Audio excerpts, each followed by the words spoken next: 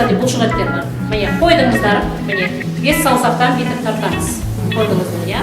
Қазақ ұлттық қыздар университеті мен осы Байжанов атындағы орта мектеп коммуналдық мемлекеттік мекемесі арасында біз бүгін меморандумға қол қойдық. Бұл жерде бірнеше аудандардан, бірнеше мектептерден логопедия мамандары келген болатын. Сол кісілерге біздің тренерлар өздерінің сабақтарын көрсетті және қысқа мерзімді жоспарды құрудың бірнеше тәсілдерін көрсетті.